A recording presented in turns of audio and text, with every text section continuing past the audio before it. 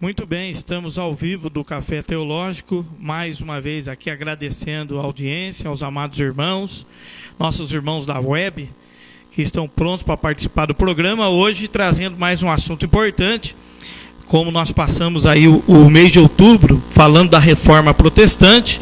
Hoje nós trouxemos aqui um convidado ilustre, um grande amigo, nosso querido irmão pastor Daniel Massuia, que é um historiador e vai falar um pouco da história da Reforma Protestante. Nosso querido irmão presídio Zé Miguel também tem cadeira aqui no Café Teológico, vai estar comentando também um pouco sobre a Reforma, a importância da Reforma para aqueles que ainda passam pelos efeitos dela. Meu querido Daniel, por favor, você pode já saudar os nossos telespectadores e já trazer aí uma opinião sua sobre a Reforma. Eu saúdo a todos com uma boa tarde, com a paz de nosso Senhor Jesus Cristo. Eu quero deixar um versículo que sintetiza o pensamento de Lutero, que é em Salmos 32, o verso 1, que diz assim: como é feliz aquele... Salmos 31, e o versículo 2, diz assim: em ti, Senhor, me refugio, nunca permitas que eu seja humilhado, livra-me pela tua justiça, livra-me pela tua justiça. Então, pastor Daniel, quando se vê a justiça pelo viés da Bíblia, na qual ela nos mostra uma visão diferente, porque hoje, quando se fala de justiça, logo vem à nossa cabeça a ideia de punição. Exato. Logo vem à nossa cabeça a ideia de punição.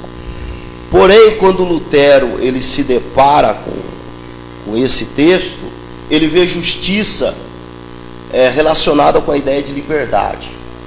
Ou seja, a partir da leitura de Lutero, nós temos uma interpretação de justiça diferente da do homem. Ou seja, Lutero ele diverge a justiça do homem com a justiça de Deus. Então a Reforma Protestante ela é importante porque ela vai fazer uma releitura da fé cristã, uma releitura da interpretação bíblica. Muito bom. Então, e no meu ponto de vista, essa é uma das coisas mais importantes que a Reforma trouxe, a releitura. A releitura sobre o conceito justiça. Sobre o conceito justiça. Maravilha. Nós vamos já ver uma saudação também com o presídio Zé Miguel, também nosso convidado aqui. Depois nós vamos seguir com o tema. Você pode participar através do Facebook, através do inbox do Facebook, ou através do próprio site TV Jesus em Cada Lar. Eu também quero saudar a todos com a paz do Senhor Jesus, agradecer aqui por esse momento, onde nós passaremos aqui meditando na Palavra de Deus, no Café Teológico, hoje dia 12 de novembro, sobre a Reforma Protestante. Estou feliz aqui de estar ao lado do pastor Daniel, do nosso irmão Daniel, o qual conheci há alguns dias, e parece que a gente já se conhece faz tempo. Assim acontece com os filhos de Deus, né? Os irmãos na fé. Então, quanto à Reforma Protestante, a gente estava conversando aqui nos bastidores. Eu estou aqui hoje, na verdade, mais com o intuito de aprender, de ouvir, que nós temos aqui um professor, né, na área de história, mas para falar da Reforma Protestante, toda vez que tem uma reforma, tem um movimento, um ápice do movimento, que foi a Reforma Protestante, a qual aconteceu essa transformação, onde reformularam a liberdade religiosa, vamos dizer assim, que é onde a Igreja Católica cativava o povo, e ela mesmo pregava contra o enriquecimento, e ela era rica. Então, é um período o qual tiveram que repensar tudo, o cristianismo e por aí afora. Mas, para chegar nesse ápice, tem um filme que eu assisti muito importante, sobre John Hus, que houve a pré-reforma, então teve gente trabalhando antes, usada por Deus, então nós estávamos falando disso no decorrer do programa, mas houve sim pessoas que tentaram mudar, mas não tiveram força. E aí culminou com o Lutero, o qual nós chegamos onde nós estamos hoje, com a nossa igreja, com o Evangelho. E eu agradeço essa oportunidade. Estaremos aí debatendo esse assunto, pastor. Maravilha. Bom, querido irmão Daniel, nós recentemente, nesse mês da discussão da reforma, participei de um fórum de debate de um grupo chamado Grupo Sem Igrejas, que argumentam que a reforma proposta por Lutero não é o que os evangélicos acham que é, através das suas organizações, dos templos, das denominações, que segundo eles mais causam divisões do que propriamente união, que a reforma de Lutero não foi muito bem entendida. Até quando aconteceu a reforma, muitas pessoas não compreenderam o que Lutero queria, e esse grupo acredita que a reforma ainda não foi entendida pelos cristãos. Qual é o seu posicionamento a respeito disso? Você pensa como eles ou tem uma visão diferente disso? Bom, pastor Daniel, primeiro nós temos que entender o contexto em que vivia Martinho Lutero. Martinho Lutero viveu no século XVI. O que o século XVI significa para a história? Não só para a reforma protestante, mas para a história da humanidade. O século XVI ele ficou conhecido como o Renascimento. Ora, o que é o Renascimento?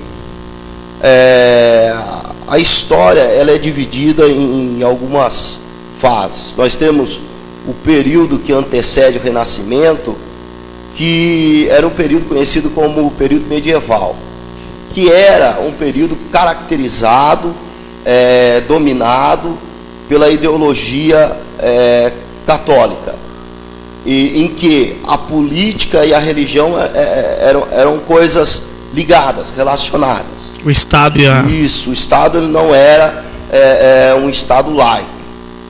Bom, a partir do século XVI, enquanto na Idade Média você tem Deus na centralidade das discussões, você tem a fé como orientadora, você tem a teologia como um pensamento intelectual. Segundo os historiadores, a partir do século XVI, quem passa a estar na discussão, nos debates, é o homem. É o homem. Um dos métodos usados é a razão humana. E não é mais a teologia que vai ser o centro da discussão, mas vai ser a filosofia. Por isso que fala renascimento, porque a fonte de inspiração dos intelectuais desse período não é mais o pensamento teológico, mas é o pensamento filosófico. É por isso que se chama renascimento. Bom, a partir desse contexto de questionamentos, a partir desse contexto em que o homem começa a pensar a respeito de si mesmo e a questionar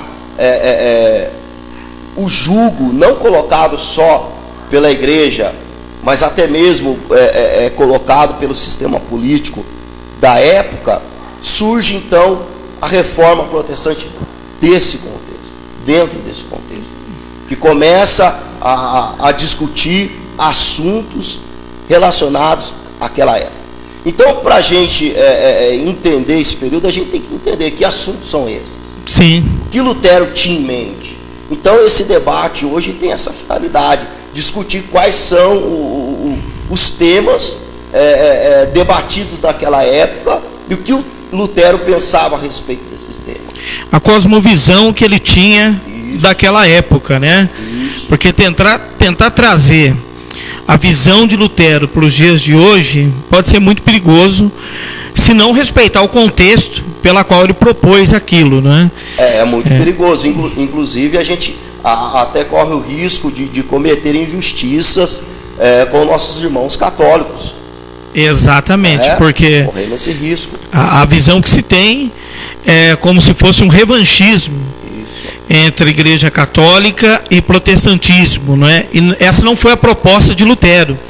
Ele me parece que queria arrumar um tema doutrinário, a questão da justificação. Não, a questão de Lutero é o seguinte, nós temos que pensar da seguinte maneira: Lutero era um católico. Ele não tinha em mente em romper com a igreja, hipótese alguma. Isso não passou a princípio pela mente de Lutero. Importante. Então, Lutero era um homem do seu tempo, né? O que Lutero estava questionando? Aí nós temos que entender o seguinte: Lutero, ele era agostiniano. Ou seja, ele estudava Agostinho. Alguns o conhecem como Santo Agostinho. Santo Agostinho da Igreja Católica. Bom, então Lutero, ele vê no homem a incapacidade de ser salvo. Ele vê no homem essa incapacidade de ser salvo, né? E ao mesmo tempo que ele vê no homem essa incapacidade de ser salvo, ele vê um Deus extremamente soberano. Ou seja, você tem um homem extremamente pecador, um homem que por si só não dá conta de ser salvo. Em contrapartida, você vê um Deus extremamente soberano. Bom, então Lutero, ele cria-se um abismo entre o homem e Deus. E é a partir desse abismo que Lutero entra em conflito, né? É a partir desse abismo que nós vamos entender a teologia de Lutero. Exatamente, então, ele vai trabalhar desse ponto de vista, então. Desse ponto de vista. Desse abismo, para tentar achar um equilíbrio. Então, Lutero, ele entra em conflito, segundo os historiadores, ele entrou em crise, numa crise existencial, uma crise enquanto pessoa, né, principalmente nesses assuntos. E um texto que vai dar inspiração para Lutero é justamente esse texto, né? Liberta-me, Senhor, em tua justiça. Exatamente. Liberta-me em tua justiça. Então, Lutero, ele começa a entender a justiça de Deus não de forma punitiva, mas de forma libertadora. E ele relaciona essa justiça libertadora com as cartas de Paulo. E a partir das cartas de Paulo surgem então os 3 pilares da reforma protestante. Baseado principalmente em Romanos, não é? Romanos, inclusive tem um livro de Lutero que se chama-se Da Liberdade do Cristão, na qual ele faz uma análise de Romanos, em que surge os 3 fundamentos da reforma protestante. Então segura aí os 3 fundamentos, meu querido, porque o Café Teológico, nós temos nossos irmãos que participam do programa. O pastor Renato Augusto, lá de São Paulo, já está participando, já mandou aqui a sua contribuição. Daqui a pouco eu sei que o pastor Jonathan Levac, pastor Fábio Ricardo e tantos outros pastores aí pelo Brasil vão começar a mandar os comentários, e todo mundo participa aqui do Café Teológico. Mas, presídio Zé Miguel, há uma argumentação dentro da igreja de que a igreja precisaria hoje passar por uma contra-reforma, ser reformado outra vez dentro de alguns conceitos.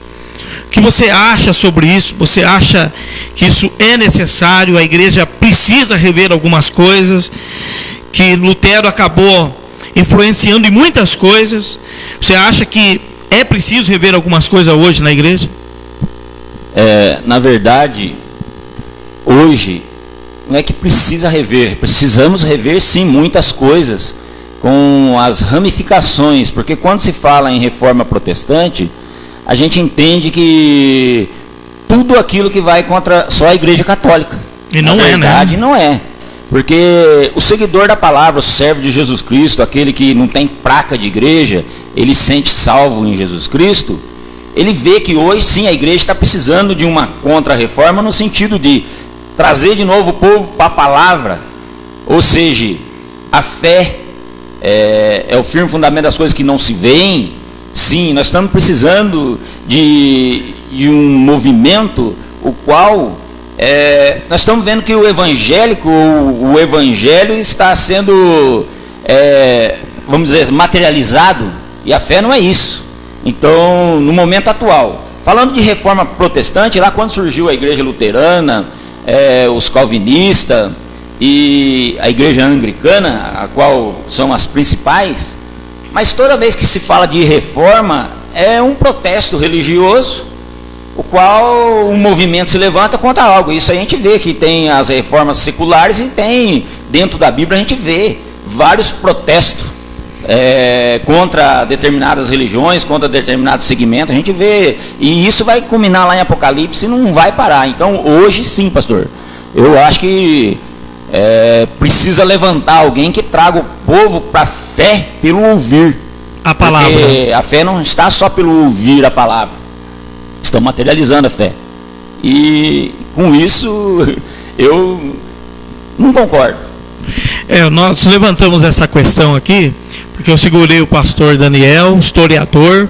Ele vai estar falando dos 3 pilares aí da reforma, porque esse grupo, os 100 igrejas, argumentam que as igrejas como denominações transformaram o evangelho num show business, aonde se afastaram da palavra, e hoje realmente nós temos alguns absurdos. Poucas igrejas dão ênfase às escolas bíblicas, ao estudo da palavra, é mais culto show, louvorzão, e nós temos hoje cantores que cobram R$5.000 para cantar numa noite, numa igreja, e esses absurdos têm entristecido muitas pessoas, e quando nós vemos as pessoas distantes da palavra, nós começamos a refletir o quanto isso é perigoso. Então, eu segurei o pastor porque, com certeza, um dos pilares que ele vai citar aqui vai estar relacionado à questão da palavra. Então, nós vamos estar lendo um comentário aqui, meus queridos, do pastor Renato Augusto. Olha o que ele mandou para a gente. A reforma protestante foi importante para o cristianismo porque chamou a atenção para verdades, para as doutrinas e práticas bíblicas que haviam sido esquecidas ou distorcidas pela igreja medieval. Não foi um movimento inovador, mas restaurador das convicções e ênfase do cristianismo original. Algumas de suas principais contribuições foram retorno às Escrituras, a centralidade de Cristo, a salvação vista como dádiva da graça de Deus, a ser recebida por meio da fé. E a igreja não é instituição ou hierarquia, mas é sim o povo de Deus. Cada cristão é um sacerdote ou igreja de Deus. Obrigado, pastor Renato Augusto, pela contribuição. Pastor Daniel, está aí, é com você. Bom, então a pergunta que não quer calar: o que é ser protestante? Quando se fala de reforma protestante, nós temos que definir de uma forma clara e objetiva o que é ser protestante, né? Então, todas as igrejas protestantes, ela tem no seu cerne 3 pilares que definem se a pessoa é protestante ou não, que foram definidos por Lutero, né? Que é a sola gratia, sola fide e sola scriptura, ou seja, só a fé, só a graça e só as escrituras.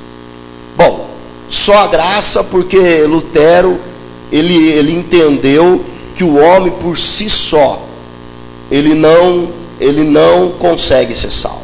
O homem necessita da graça de Deus para ser salvo. A salvação ela não vem pelo mérito humano e nem pelo mérito de uma instituição religiosa, mas sim pela graça de Deus, né? E Lutero também ele fala sobre a justificação pela fé, né? O que nos justifica é a fé, né? Porque nós não temos força para nos tornar justos, né? Pastor Daniel, todos nós temos uma natureza pecaminosa, e o Lutero ele define que nós vamos alcançar essa justificação pela fé. E a autoridade que nós temos não é uma pessoa, né? Não é uma pessoa, mas é a Escritura, né?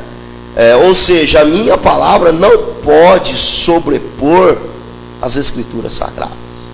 Bom, então a reflexão que nós fazemos hoje é a seguinte: será que as igrejas evangélicas do século 21, todas as igrejas são protestantes?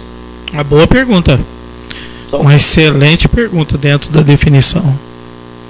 Todas? Será que essas igrejas são protestantes? Todas as igrejas são protestantes?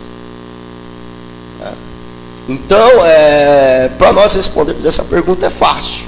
Se a igreja ela acreditar que a salvação é pela graça de Deus, se ela acreditar que a justificação é pela fé, e se ela der a total a autoridade, seguir a autoridade das Escrituras, ela é protestante. Sim.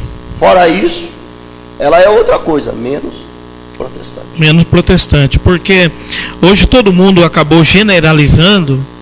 Os evangelhos são generalizados como um todo hoje. Não há essa distinção entre os verdadeiros protestantes e os evangélicos, né? Mas está aí uma excelente pergunta e uma excelente resposta. Se a igreja estiver nos 3 pilares citados aqui pelo pastor, só a graça, só a fé e só a Escritura, ela faz parte desse contexto da reforma. E é bom lembrar aos amados que Lutero não tinha ideia de fazer um novo movimento, uma nova igreja, ou brigar com a igreja católica e fazer um novo ministério. Nunca passou pela cabeça dele isso. Ele estava questionando essas questões importantes. Bom, nós já temos bastante irmãos participando aqui. Hoje vai estourar a audiência aqui. Vai ser bênção, hein? Nosso querido Wilson Pimentel, meu amado advogado, doutor Wilson Pimentel de Campinas. Quantos café teológico nós tomamos junto de manhã lá na faculdade. E era, como ele bem lembrou aqui, era um verdadeiro café teológico toda manhã. Que saudade, meu amado, tenho de você. Obrigado, irmão. Temos que estar a todo momento ouvindo a palavra do Senhor. Também relembro os nossos cafés teológicos. Que maravilha. Muita saudade, apareça aí. Forte abraço a você, a noiva.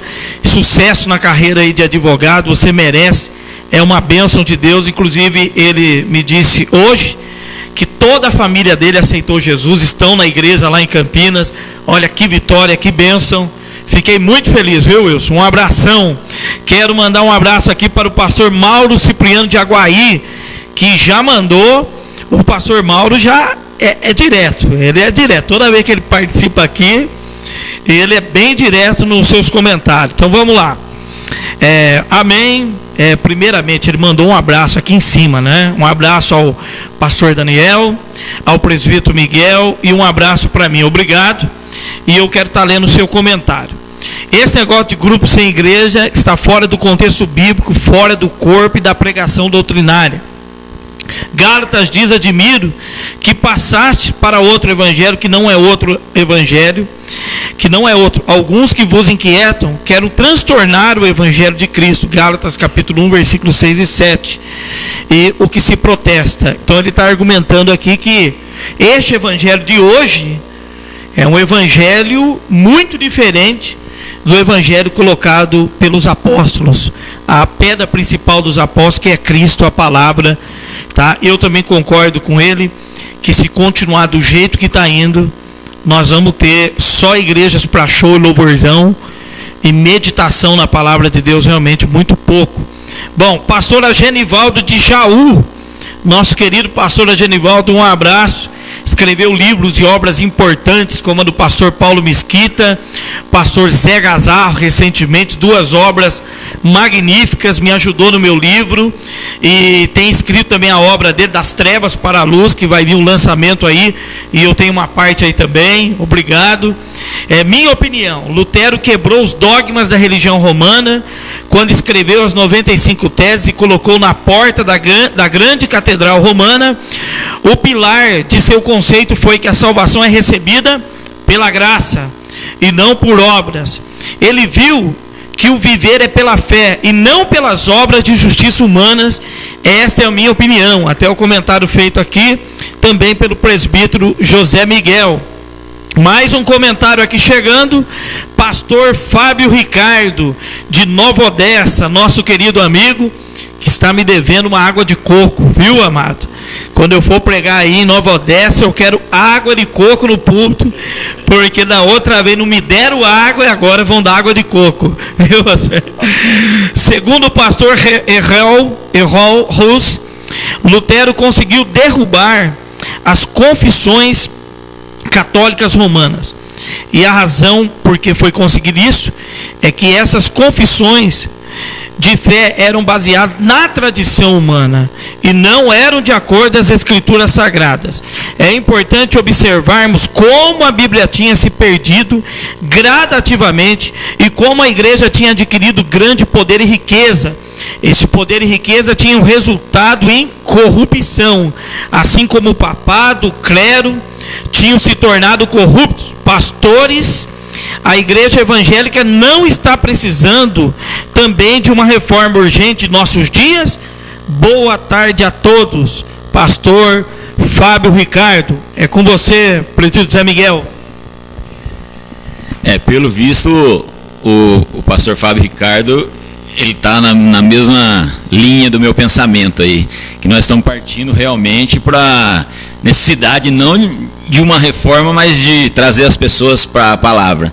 Agora, o que nós estamos vendo nos dias atuais, como era lá na época de Lutero, pastor Daniel, que a igreja influenciava na sociedade, na política, na economia, hoje não está diferente. A política está se envolvendo.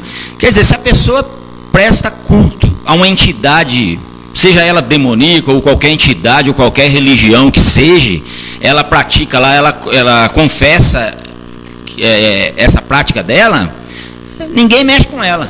Mas quando fala que anda pela fé e que segue a palavra de Deus e é servo de Jesus Cristo, parece que incomoda a todo mundo. E hoje no Brasil nós estamos vendo lá, é impressionante o tanto de tempo que lá no plenário que eles discutem as ações espirituais, as práticas religiosas, sendo que se fosse ver o Estado não era para influenciar nisso. Mas no entanto, nós estamos vindo aí, e é para cumprir a palavra de Deus nos finais do tempo, a política interferindo sim na religião, o qual nós não podemos expressar em público, estão querendo tapar, calar a boca da igreja e tal.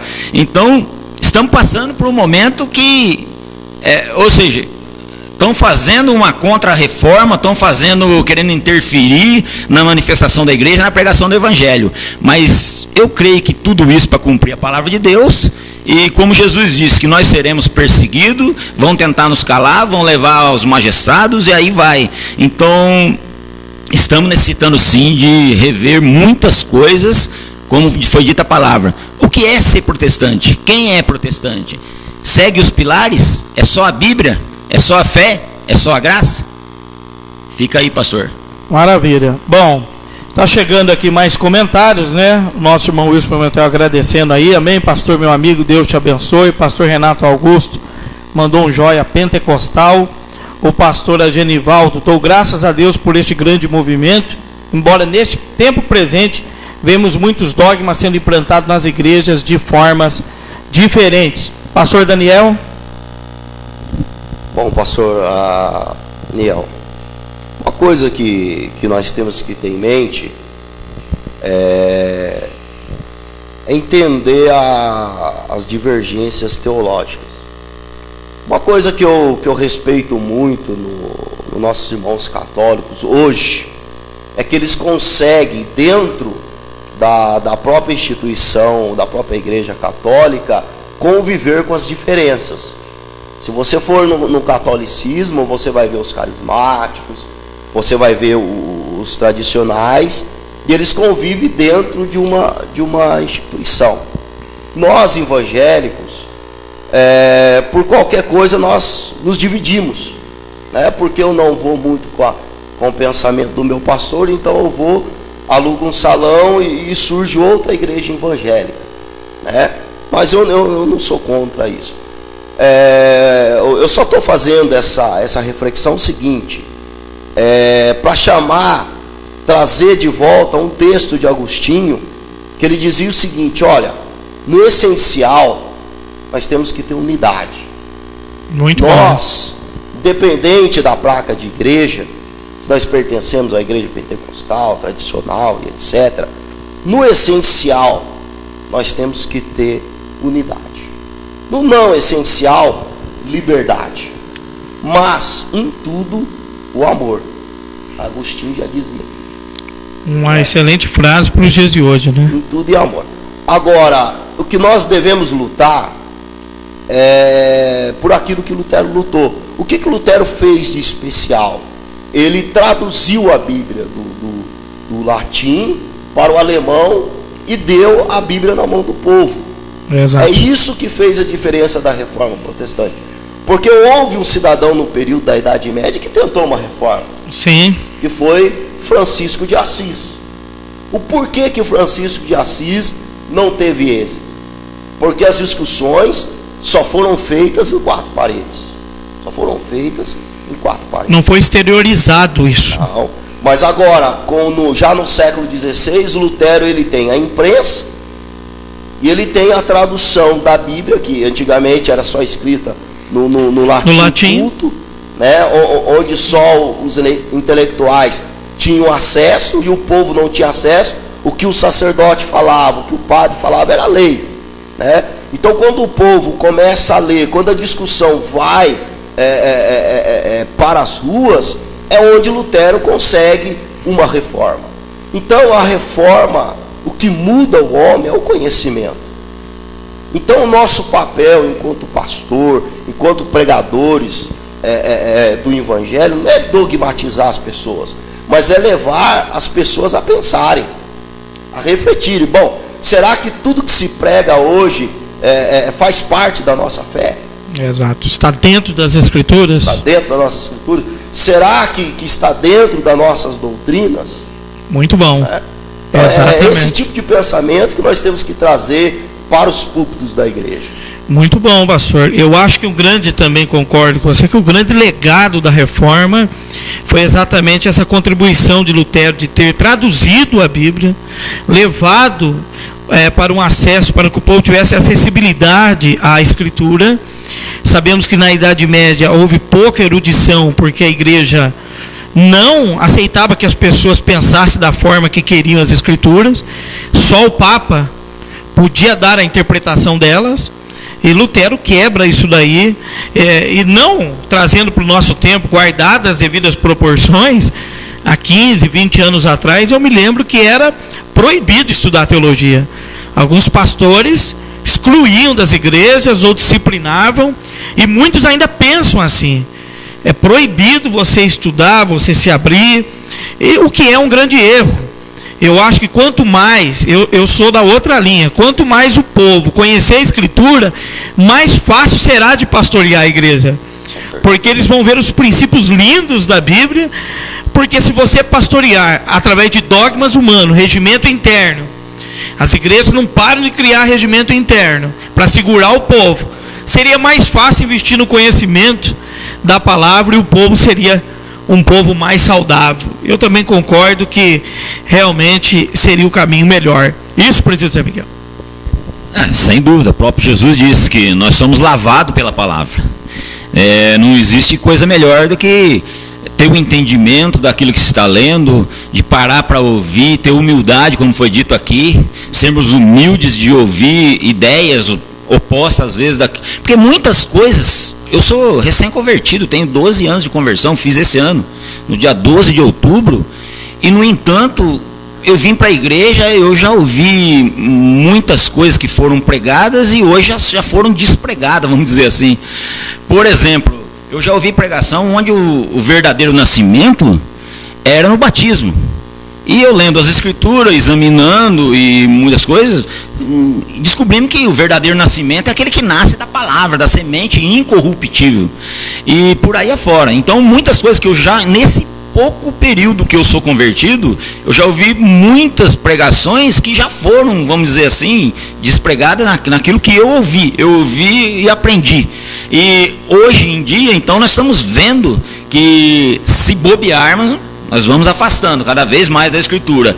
E aí corremos o risco de ser apenas protestante. mas não vivendo os pilares aí necessários para salvação e ter vida eterna em Jesus Cristo, pastor. Que maravilha. Bom, queridos, está chegando mais comentário aqui. O pastor Mauro pediu a palavra de novo, porque ele quer falar o seguinte: a verdade é que cada um que funda seu ministério faz sua reforma. Ele está dizendo aqui de como ele acha para movimentar a massa de pessoas para seu ministério, passa bem longe dos princípios bíblicos, não é? É o que a gente tem visto com tristeza, realmente. Eu, como pastor, eu concordo, eu respeito todas as denominações, procuro respeitar os posicionamentos teológicos divergentes. Nós crescemos no meio de um mundo onde nem tudo é só amarelo, só azul. Nós já aprendemos isso desde criança. A divergência, o contraditório já nasce com a gente para a vida toda. Então nós temos que aprender a viver com isso, saber que nem todo mundo pensa como a gente. Agora, quando se fala da Escritura, eu concordo que realmente muitos têm se afastado da Escritura e têm procurado montar suas próprias doutrinas. E é isso que nós temos que lutar contra. Jamais lutar contra a igreja, contra a denominação, contra pessoas. Mas se feriu a palavra, nós temos que nos posicionar. Então ele está dizendo aqui, por exemplo, questão da indulgência. Se você pode falar algo sobre isso na época de Lutero, que é o que mais existia, e na nossa época também é a mesma coisa. Ele está fazendo uma pergunta aqui, pastor. Bom, existe uma diferença, né? A primeira diferença do contexto de Lutero é que é sobre a ignorância do povo. O que é a indulgência? A indulgência, o povo pagava para que os seus parentes fossem liberados do purgatório, né?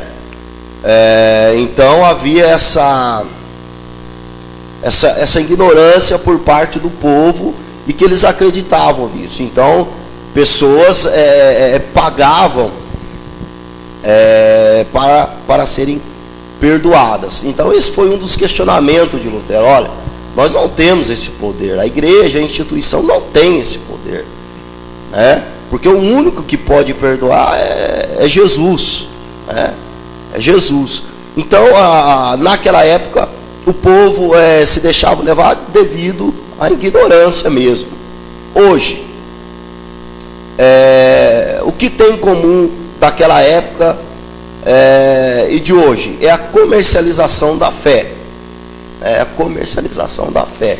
Hoje é uma barganha muito grande, né? Principalmente no que se refere à teologia da prosperidade.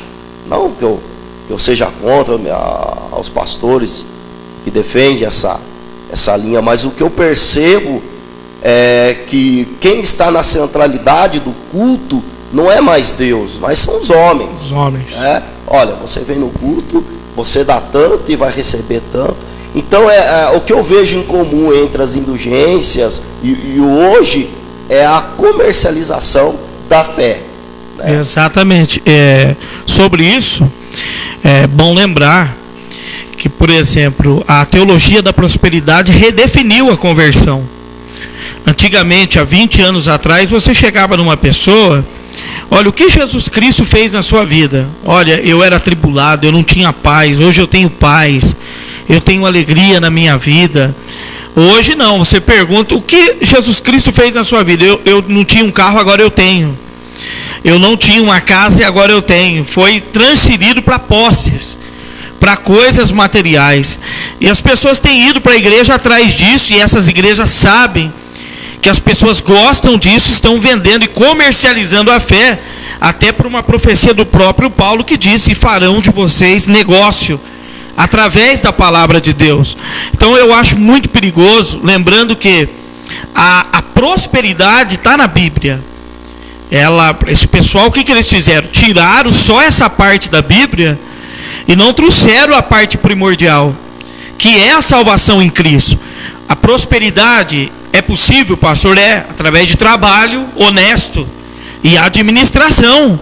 Aí Deus vai abençoar a vida da pessoa, mas nada de mágica, irmãos. Ficar na rede o dia inteiro, esperando que o anjo vai levar para você um pote de ouro lá, você vai ficar muito tempo lá, meu filho. Se não levantar e trabalhar, a Bíblia já diz assim, aquele que ficar olhando o vento e não trabalhar na terra, não vai ter nada não, meu amigo. Então, você tem que pensar que a reforma, ela trazia o posicionamento da Escritura Sagrada. Voltemos para a Escritura. Tá? Esse negócio de materializar a fé, de comercializar a fé, nós somos contra, sim. Pastor Aniel, é uma reflexão importante também. É o seguinte, aqui Lutero, ele coloca cada cristão como o seu próprio sacerdote. Olha que maravilha. Ou seja, a pessoa tem a responsabilidade, não é a instituição religiosa, mas ela tem a responsabilidade de guardar a sua fé, né? De guardar a sua fé. Então a pessoa hoje, ela não pode alegar ignorância. Hoje nós temos que nem uma programação dessa, nós temos a Bíblia hoje, temos escola bíblica dominical, temos pregações aos domingos, temos, enfim, a igreja tem estudos bíblicos. É difícil hoje uma pessoa, olha, eu fui enganado, como era no século XVI. Exato, hoje... a pessoa hoje, na verdade, ela se deixa enganar. É diferente, né? Então, as pessoas, o cristão, tem que entender, principalmente o protestante, que ele tem uma responsabilidade sobre ele, sobre a família dele, em relação à fé dele. E um compromisso para com a sua igreja. Exatamente. Eu até discutia com esse grupo dos 100 igrejas, eles têm razão num ponto. A igreja como instituição, como organização empresarial, digamos assim, ela partiu realmente para um caminho perigoso. A igreja somos nós, amados. Nós somos a igreja. Nós somos a igreja. O grande problema das pessoas é que frequentam a igreja e quando entram pela porta da denominação, parece que aperta o disjuntor, virei crente. Aí chora lá dentro, canta, saiu do portão para fora, desliga o disjuntor, não sou mais crente. Aí na casa é uma confusão, na vida é um inferno. Não pode ser assim. Nós somos igreja. Reunimos nos templos, no momento de coinonia, de comunhão, mas isso não é o tudo da nossa vida.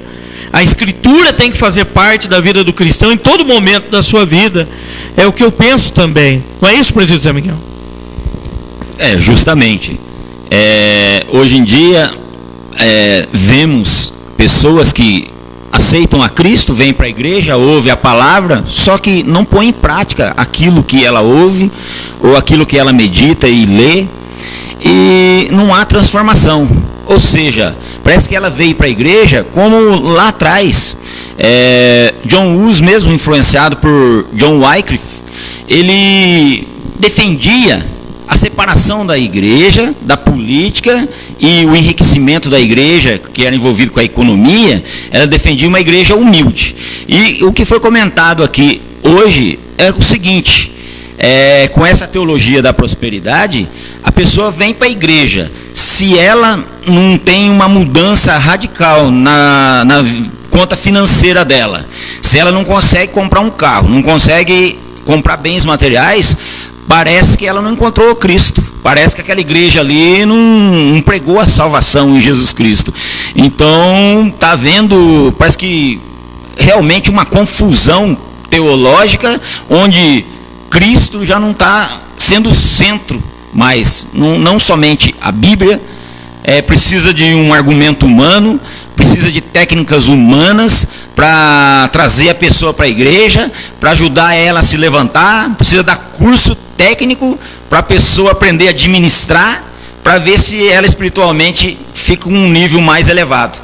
E então nós estamos correndo um sério risco no último tempo, pastor, mas a gente vê que vai até Apocalipse, aonde a gente vê o comércio, a igreja influenciado com a parte política e a parte comercial, porque lá se vê que a marca da besta vai ser colocado para que ninguém compra ou vende. Então a gente já vê que tem aquilo que ele preocupava em tirar da igreja, o enriquecimento da igreja católica da época, quando houve a reforma.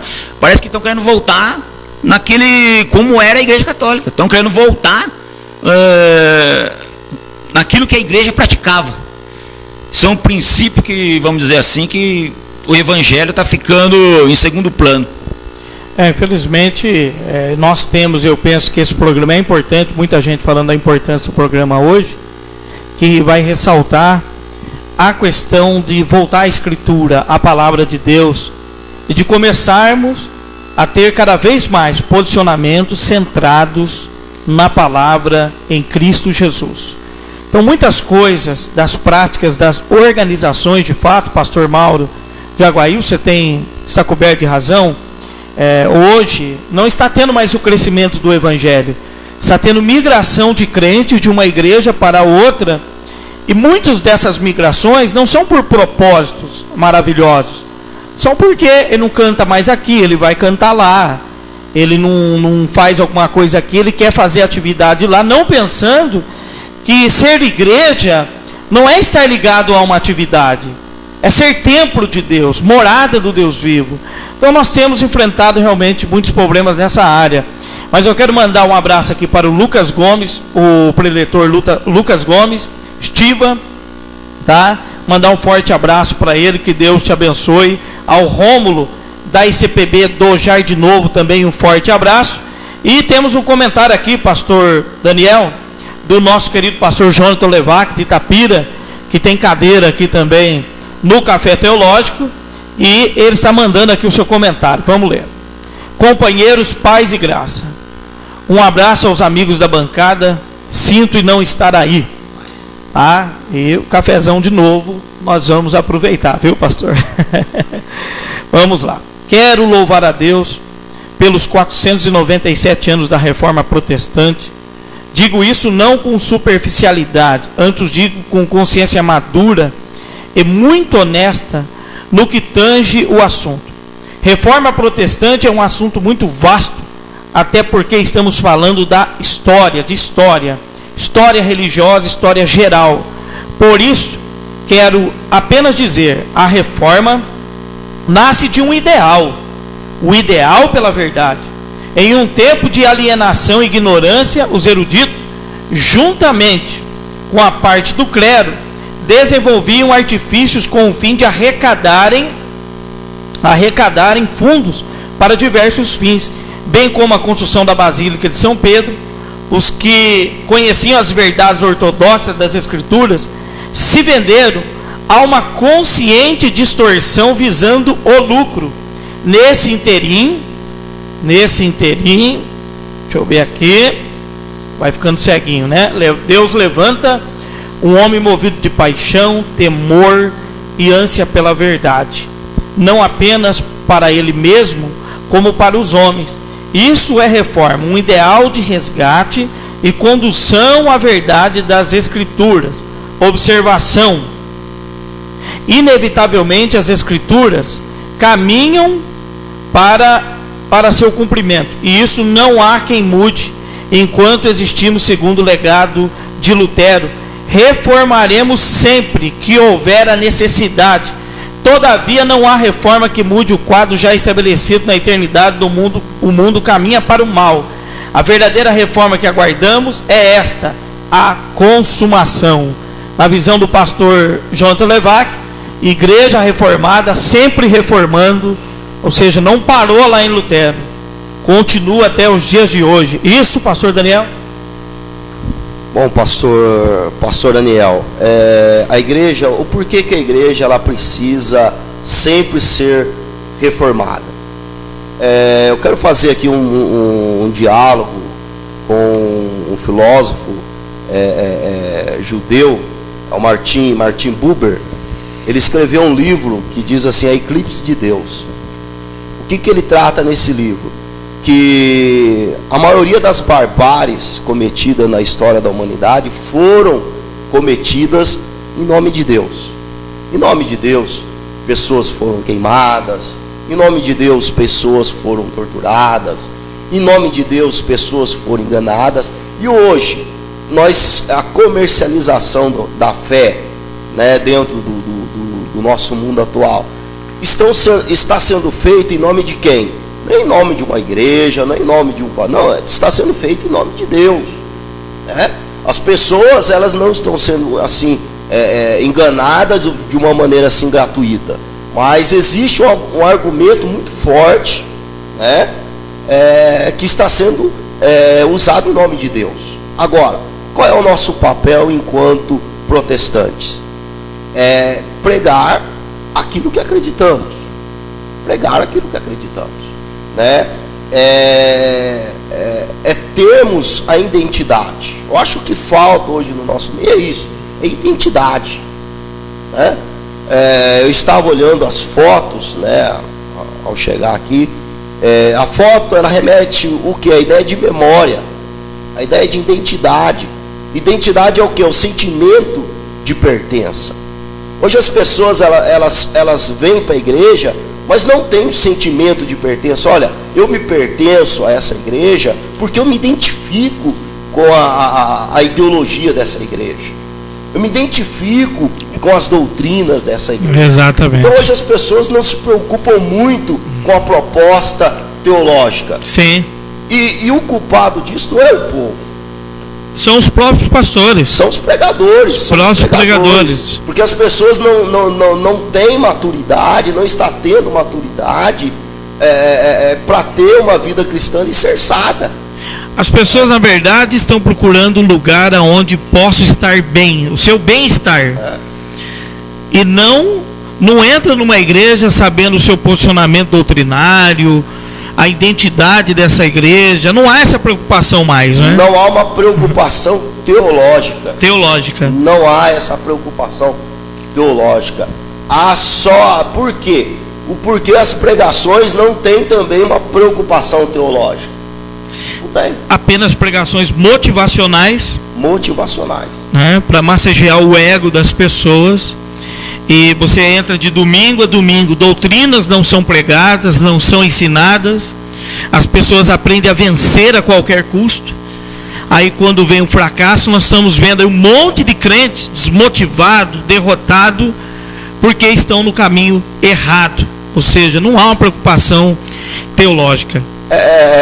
Mas isso é uma coisa assim do ser humano. Se você pegar para ver quais são os livros mais vendidos, exatamente, são os livros de autoajuda. Autoajuda. Autoajuda. Por quê? As pessoas, o nosso sistema, ele inculca isso na pessoa. Exatamente. Que ela deve vencer, que ela deve, e etc. E a igreja tem comprado essa ideia. A igreja comprou essa ideia. Comprou essa ideia. A palavra perder na igreja é uma palavra pecado. Você não pode perder por nada. E por isso nós temos crentes que até nem perdoam mais. Porque não, eu tenho razão, sou campeão. Isso é um perigo, gente. Nós temos que retornar às escrituras. O pastor Mauro está dizendo o seguinte: a inconstância visível das ações. Esse pessoal de hoje muda muito rápido de posição. E por que eles mudam rápido? Porque não tem exatamente estrutura nenhuma na palavra de Deus, né? E não há essa preocupação. Eu vi já, pastor, já recebi pessoas assim na igreja. Perguntei: você está bem aqui? Por que você está aqui? É porque minha filha sente bem aqui. Porque meu filho sente bem aqui, então nós vamos ficar aqui. Mas não quer saber o que é pregado, o que é ensinado, o que é passado. As pessoas estão mais preocupadas com o próprio bem-estar. Então está fácil, gente. Está fácil para esses falsos profetas enganarem o povo. Porque eles já decifraram o que o povo quer, o bem-estar. Ora, vamos vender o bem-estar para eles e vamos lotar a igreja. E se você for no lugar onde a verdade é pregada, irmãos, vai acontecer lá igual João 6. O povo abandonou Jesus quando ele aplicou doutrina, mas quando ele estava multiplicando o pão, estava lotado a multidão atrás dele. E existe todo um trabalho de marketing, né, feito em cima disso, né? Mas assim, nós temos que entender a nossa identidade pentecostal, né, que vem também, tem uma raiz na reforma protestante, e nós acreditamos nisso. Nós somos pentecostais. Nós convivemos muito bem com nossos irmãos tradicionais, convivemos muito bem, né? Somos pentecostais porque temos essa identidade, temos esse sentimento de pertença. Eu acho que o que falta até no seminário é isso, pastor Daniel. Sim, um equilíbrio sobre isso. sobre a nossa identidade, o que é ser pentecostal, o que é ser protestante, o que é ser cristão hoje no século 21. Exatamente. Então o avivamento, a reforma, ela tem que começar, sabe onde? Nos púlpitos. Exatamente. Não dá para a reforma, desse ponto de vista que eu estou falando, começar pelo povo. Tem que começar pelos púlpitos. Porque Lutero começou a reforma no púlpito. Aliás, há de se lembrar de uma reforma no Antigo Testamento. O rei Josias, quando ele achou o livro da lei perdido dentro da casa do Senhor, e ele leu e o povo chorava, e houve um dos maiores avivamentos da história de Israel, através da leitura do livro perdido na casa do Senhor. Então, presidente Zé Miguel, considerações aí sobre a reforma? Então, a minha consideração sobre a reforma é que eu louvo a Deus por nós termos nascido num período pós-reforma no Brasil, que é um país democrático, porque a reforma, a gente não pode deixar de falar esse tópico. Até eu gostaria de ouvir um comentário, se for possível ainda, com o pastor Daniel, sobre ela trouxe consequências positivas e negativas também. Muitas pessoas morreram por causa dessa reforma, porque teve a contra-reforma por parte da Igreja Católica, onde começou a perseguição para intimidar as pessoas, e nós louvamos a Deus por não ter nascido naquela época. São das duas umas: ou a gente não teria convertido, teria negado a fé, ou teria morrido por causa da reforma. Eu creio que nós teríamos morrido confessando a palavra de Deus. Então, mas toda vez que há um conflito protestando alguma coisa, a gente pensa, isso aconteceu depois da reforma protestante. Mas não, como o pastor citou aqui, houve várias reformas bíblicas, né? A gente lê como o rei Josias fez quando localizou o livro lá, que estava perdido no reino dele lá. A gente vê quando Moisés subiu ao monte, o povo se corrompeu e protestaram fazendo bezerro de ouro. A gente vê que Sadraque, Mesaque e Abednego não aceitou adorar a estátua de Nabucodonosor. A gente vê João Batista pregando: arrependei-vos, é chegada a vós o reino de Deus, cambada de víbora, e aí vai. Vê Jesus fazendo chicote, quebrando a mesa dos cambistas no templo. Então, vê Paulo, quando Paulo começa a pregar o evangelho, querendo mostrar. Então, a reforma, ela não é... A gente está falando da reforma protestante, mas de uma maneira geral, para a igreja. Quando a gente vê igreja como, não instituição, mas como nós, igreja, ser humano, igreja, a gente vê que no decorrer da palavra, ela é necessário realmente, reformas, e a gente está vigiando, e nós somos responsáveis por isso.